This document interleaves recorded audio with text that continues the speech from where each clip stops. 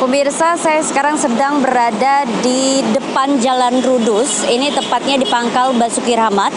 Nah, di jalan ini sedang terjadi one way atau sosialisasi one way yang sedang berlangsung dari tanggal 6 Januari hingga 10 Januari 2020.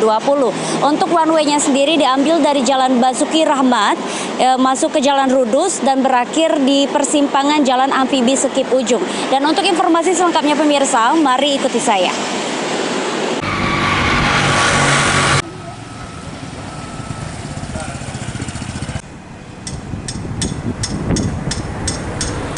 Pemirsa, untuk gambaran situasi terkini dalam masa uji coba one way yang diberlakukan dari tanggal 6 hingga 10 Januari 2020 khususnya di Jalan Rudus.